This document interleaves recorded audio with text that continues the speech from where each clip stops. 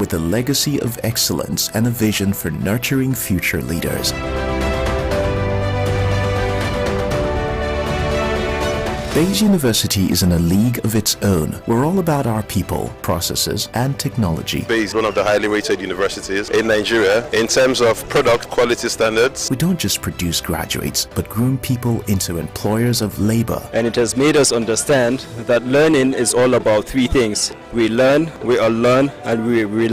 Bayes University Hospital offers a range of specialized services equipped with the latest technology, manned by a team of trusted professionals. And now, our vision extends beyond our walls with the Baba Ahmed University in Kano following our lead. Join us at Bayes University and invest in your future today. Bayes University is the institution that you will get the best value for money education in Nigeria. Bayes University. Learn to live.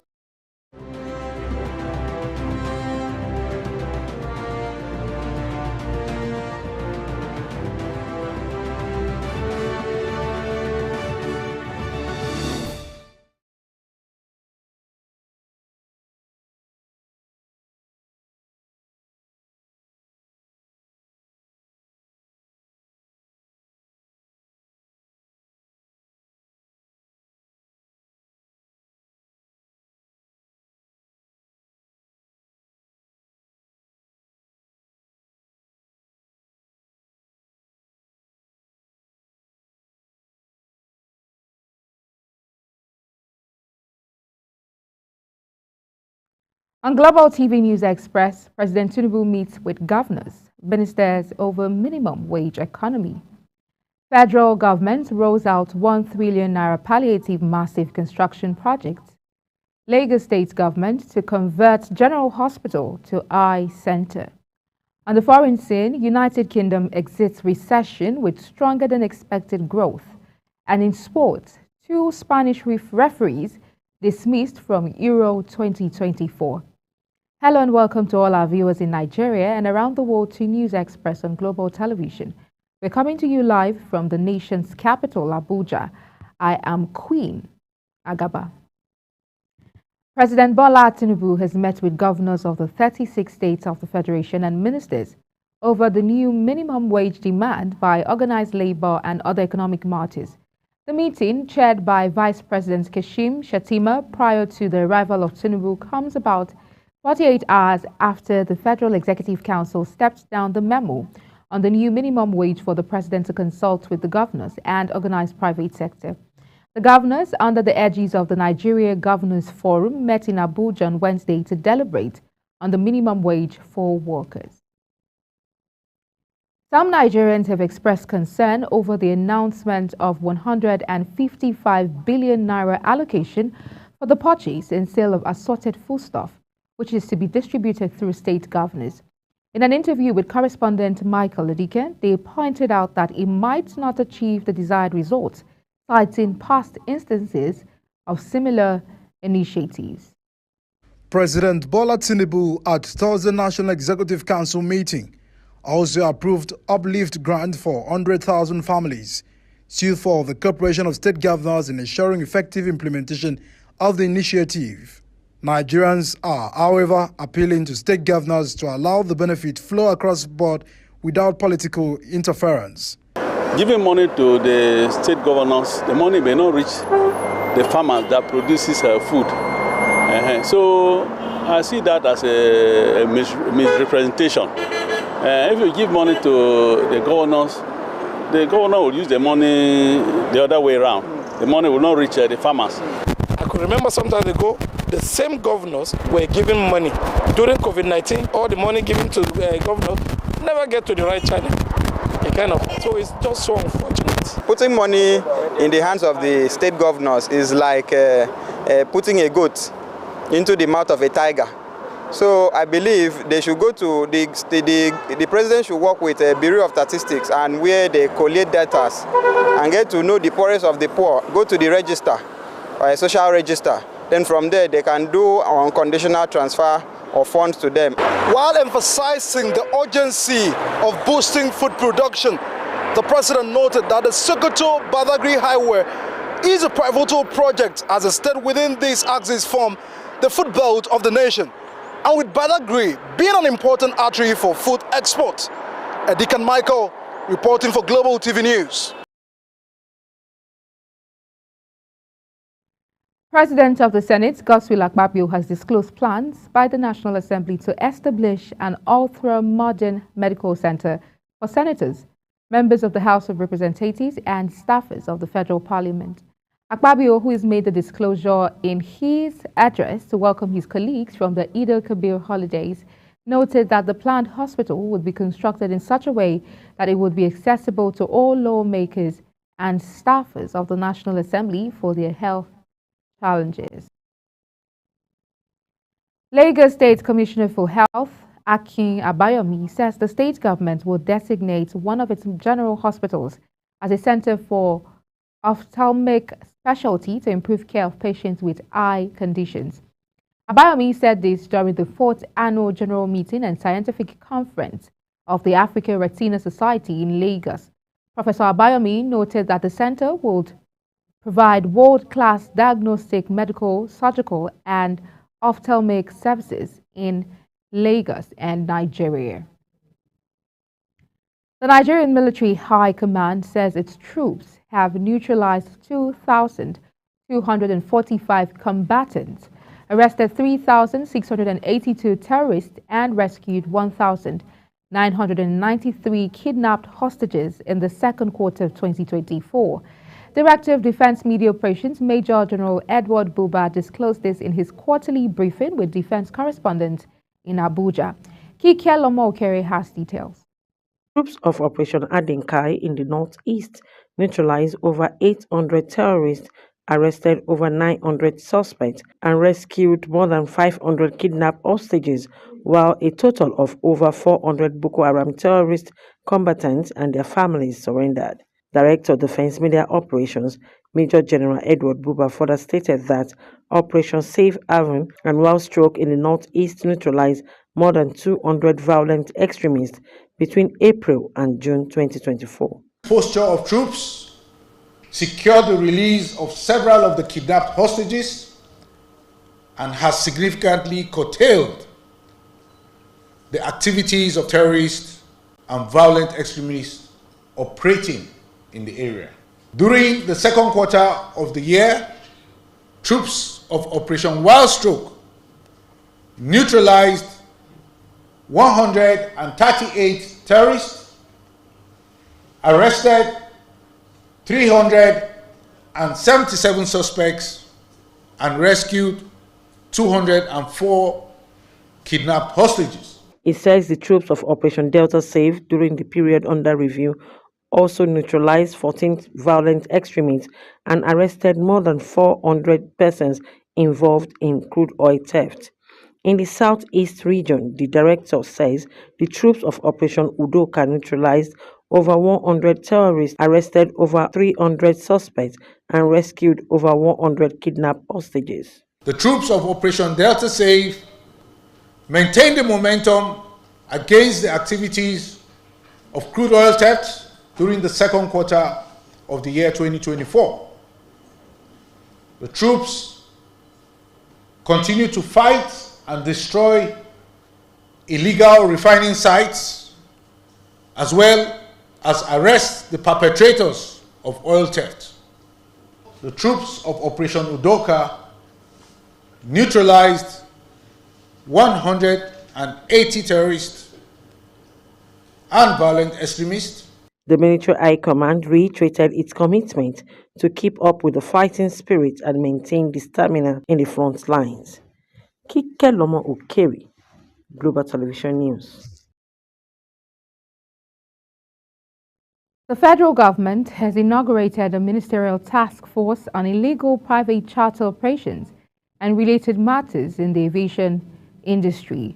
Minister of Aviation and Aerospace Development, Festus Keyamo, said the task force would be engaged in taking inventory of all private non-commercial flight holders and air operator certificate holders. Keyamo stated that the committee will, among others, help to determine why the practice of illegal charters by private non-commercial flight holders persists in the country in spite of regulatory controls. The Joint Admissions and Matriculations Board, JAMB, has released the results of candidates who participated in the Supplementary Unified Tertiary Matriculation Examination, UTME, conducted between June 21st and 22nd, 2024. The board's spokesperson, Dr. Fabian Benjamin, said 28,835 applicants who were not able to provide biometric verifications during the May 2024 UTME took the supplementary exam. In a similar vein, the board stated that students who were given a second opportunity to take the exam but were suspected of engaging in examination misconduct during the main UTME comprised the other category of candidates. A non-governmental organization has called on families to join in the fight against illicit drug in Nigeria. Speaking at the 2024 Women and Family Drug Education Program in Abuja, Rejoice Henry Wesley says the program is organized to tackle the problem of drug abuse from a family perspective. Kikeloma Okere has details. Drug abuse is an issue that transcends boundaries, as such can affect any families, regardless of its socio-economic status, religious or educational background.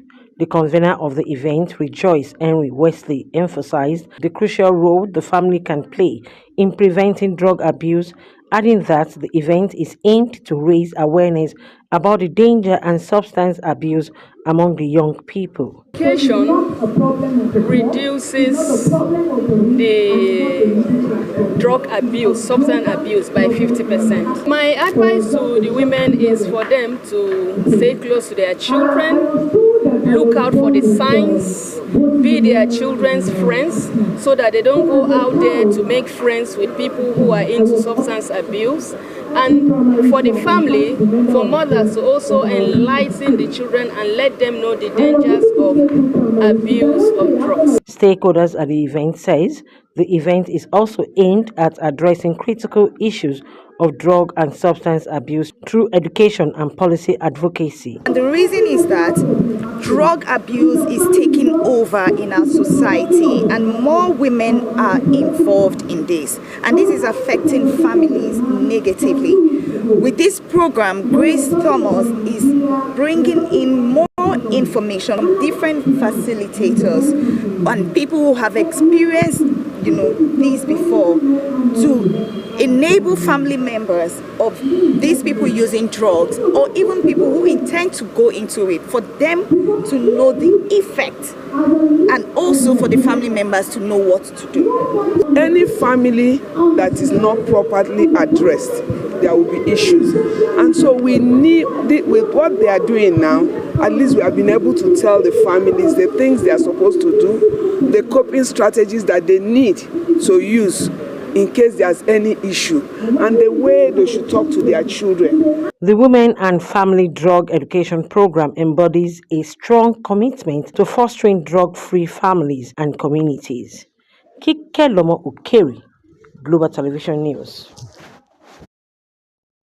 The federal government has approved the disbursement of 12.9 billion naira through the Basic Healthcare Provision Fund, an amount representing the 2023 fund for 1 quarter to be utilized in the 3rd quarter of 2024. This is according to the 2020 Basic Healthcare Provision Fund guideline, pending a review of the new guideline. The Coordinating Minister of Health and Social Welfare, Mohammed Ali Pati, disclosed this at the 7th meeting of the Basic Healthcare Provision Fund Ministerial Oversight Committee in Abuja. Kano State government says it is working towards the creation of a special court for the speedy dispensation of justice on gender-based violence and child rights abuse in the state. This was noted by the state's Chief Justice, DJ Aboki, at the 2nd Quarter National Executive Council pre-convention meeting of the International Federation of Women Lawyers, Nigeria, in Kano. Justice Aboki stressed that a special court is needed to address the emerging challenges of gender violence, rape, and child abuse. Lagos State Building Control Agency has warned residents against erecting structures or trading under high-tension power lines in any part of the state. A statement says the warning was issued by the general manager of the agency, Gbolahan Oki, at a meeting with the Bale of Ladigboye community and representatives of Arewa communities in Ikorodu. The residents, according to the statement, were on a visit to the chairman's office to seek approval to trade on a portion of land granted by Bale of Ladigboye community in the Ikorodu area of Lagos, which falls under a high-tension power line. You're watching the News Express, coming to you live from Nigeria's capital, Abuja. We're on Star Times, channel 276. Kindly follow us on all social media platforms using @GlobalTVNG and other handles now showing on your screen. When News Express returns, federal government announces commencement date for disbursement of 150 billion naira loans to MSMEs, manufacturers. This and other stories coming right after this break. Do stay with us.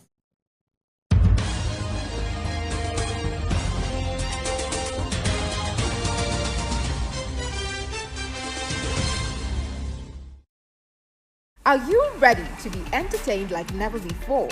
Get ready to dive into the latest and greatest entertainment news in lifestyle, music, movies, birthday celebration, and so much more, all on Entertainment Circle on Global Television. From the hottest red carpet event to exclusive interviews with your favorite stars, we've got you covered. Stay up to date with the latest trends and news from the entertainment world, all in one place. Tune in every Saturday by 1 p.m. with Chung Annabelle Joseph on Global Television.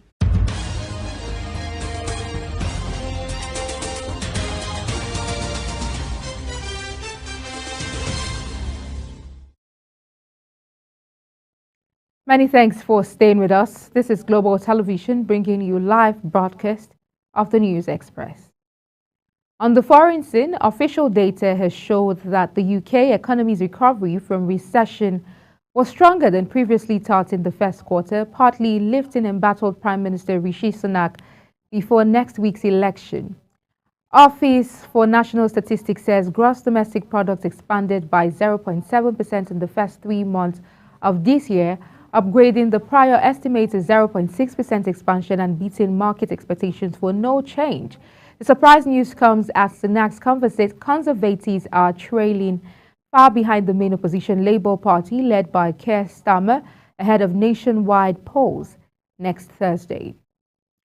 Donald Trump has accused United States President Joe Biden of doing a poor job on the U.S. economy and of presiding over a disastrous rise in inflation, which reflects how rising prices and the cost of living have become key issues ahead of November's presidential election. The roof of a terminal building at New Delhi's International Airport partially collapsed in heavy rains early today, killing one person, months after a refurbishment project inaugurated by Prime Minister Narendra Modi. In business, President Bola Tinubu has issued a 7-day ultimatum to all state governors to provide concrete feedback on their plans to get the economy on the path of productivity for food production in their respective states. Tinubu gave the directive at the 142nd National Economic Council meeting, attended by state governors and some deputies, where he also announced the National Construction and Household Support Program that will see 100,000 families in each state getting 50,000 naira grants for 3 months, 155 billion naira to be disbursed for assorted foods, 540 billion naira for household grants, as well as the 36 states and the Federal Capital Territory will get 10 billion naira allocations each for compressed natural gas-powered buses. The 50,000 planned for 3.7 million families across the 36 states and the Federal Capital Territory, the 10 billion naira allocation each for CNG buses in the 36 states and the FCT, as well as the 155 billion naira spending on assorted foods, are estimated to cost over 1 trillion naira. The federal government, through the Central Bank of Nigeria, has raised a total sum of 284.26 billion naira in the latest Nigerian Treasury bill auction, as its Treasury bill debt soared to 10.4 trillion naira between December 2023 and March 2024, marking a 60% rise in just 3 months. The auction results by the Debt Management Office and data posted on the central bank's website indicates that the exercise attracted significant investor interest, with the total subscription amounting to 773.98 billion naira, far surpassing the total offer of 228.72 billion naira. The federal government has met with transporters and stakeholders in the transportation sector in a bid to accelerate the adoption of compressed natural gas and reduce the use of premium motor spirit, popularly called petrol. At the meeting in Abuja, it was revealed that it would cost between 1.2 million naira and 1.5 million naira for the kits required to convert the petrol or diesel-powered vehicle of a transporter to start running on CNG. To encourage transporters to convert their vehicles, the government, through the Presidential Compressed Natural Gas Initiative, declared that it would shoulder 50% of this cost, which is between 600,000 naira and 750,000 naira. In sports, Orech Shomshe, a standout basketball talent hailing from Cameroon, has achieved a major milestone in his career. Representing NBA Academy Africa, located in Sali, Senegal, Shomshe made history by being selected 57th overall by Memphis Grizzlies in the 2024 NBA draft presented by State Farm. Also, Adam Bonner, a Nigerian center, was taken 41st by the Philadelphia 76ers and figures to back up Cameroonian star big man Joel Embiid. UEFA has dismissed 2 Spanish referees, Alejandro Hernandez and Jesus Gil Manzano, from officiating at Euro 2024 after receiving complaints about their performance. Hernandez, who served as the VAR official, faced criticism for dismissing Scotland's penalty claim in their 1-0 loss to Hungary.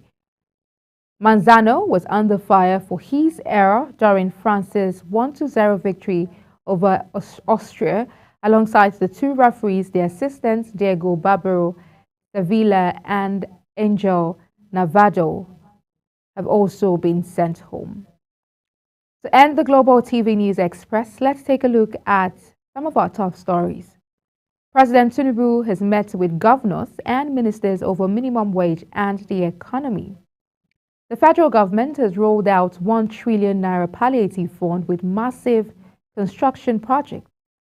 Lagos State government is to convert General Hospital to eye center. In sports, we told you 2 Spanish referees have been dismissed from Euro 2024. That's it on the News Express, and it came to you live from Nigeria's capital, Abuja. We're on Star Times channel 276. Kindly follow us across all social media platforms using @Global TV NG and other handles now showing on your screen. I'm Queen Agaba. Thank you for watching and see you again.